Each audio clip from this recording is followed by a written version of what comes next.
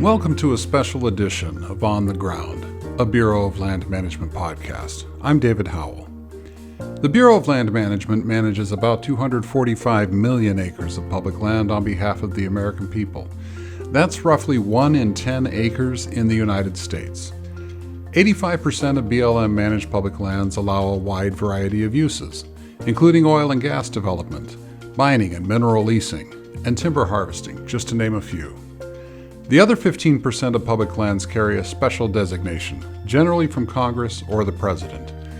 These include wilderness areas, national monuments, national conservation areas, wild and scenic rivers, and national scenic and historic trails, and are collectively managed by BLM as the National Landscape Conservation System, also known as National Conservation Lands. In 2025, BLM is celebrating 25 years since the creation of the National Landscape Conservation System. During this year-long celebration, BLM will publish a variety of stories through its website, YouTube channel, social media, and of course, this podcast, On the Ground. Of course, the ruggedly beautiful landscapes that make up the National Conservation Lands date back to a time before we measured time.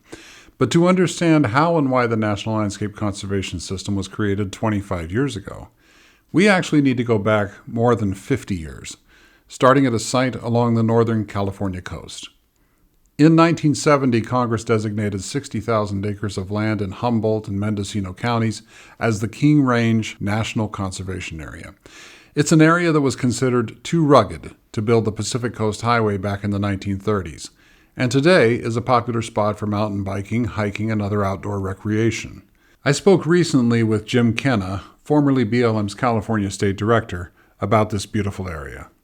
The King Range is clearly the first place where you have a national conservation area designated by Congress under BLM management. Just physically, you have mountains that rise from sea level over 3,000 feet in the space of just a couple of miles.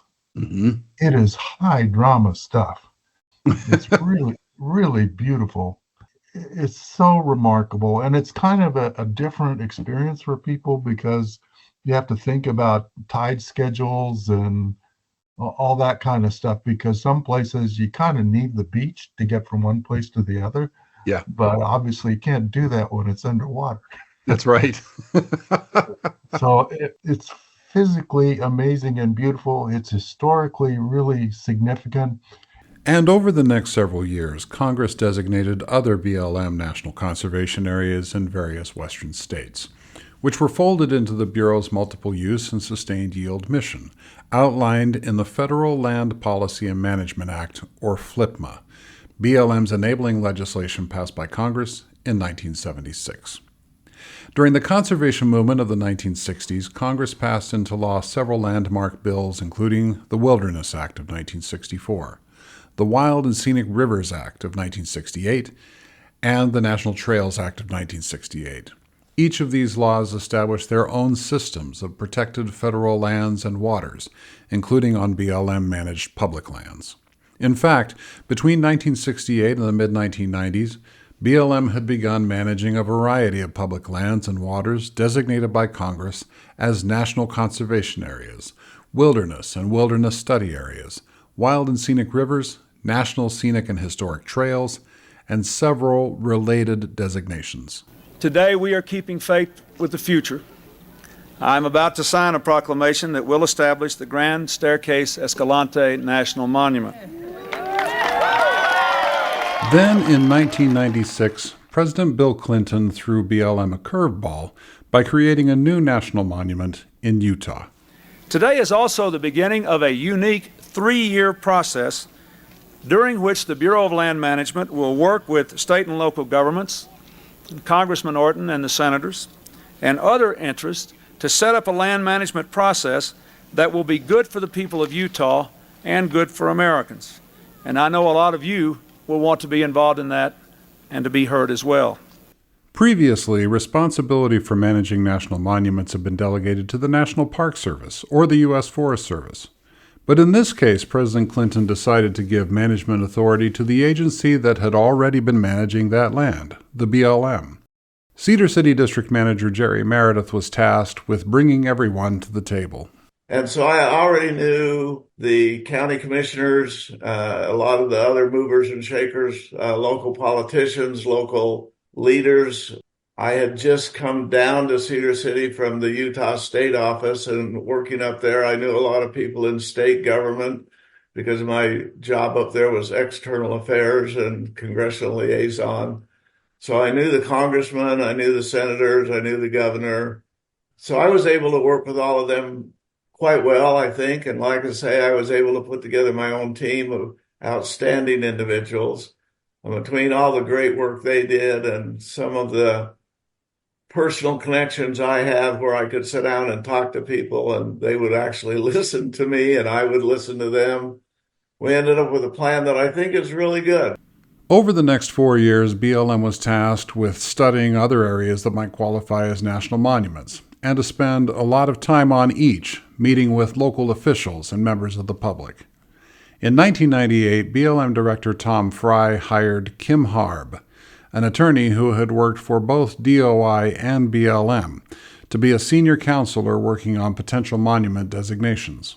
So I got to spend a lot of time with state directors, with field managers, with people on the ground who actually knew what the BLM was about and could really teach me. And then I could take what they were teaching me, bring it back to Washington and make sure that Washington worked for them so that everything that they were working on could get accomplished and everything between Washington and the field was working together. What I was doing was dealing with the people on the ground who had been managing those lands. And they were able to tell us, these are the special lands. This is special for all these resources. And then we would, after months and months of work and public meetings where we'd go out and we'd meet with public officials, we'd meet with the public, we would do all of the prep work for this. And then you'd get down to a point that, I kid you not, I would put the 5 or 6 main sentences about why this particular area should be a monument or should be a national conservation area on a 3x5 index card and hand it to Secretary Babbitt. And then Secretary Babbitt, would bring that to the White House and hand that to the president and talk to the president about why this should work. The local input would frequently influence whether an area was ultimately recommended to Interior Secretary Bruce Babbitt for designation. At the time, not everyone was sold on the idea of BLM managing these special areas.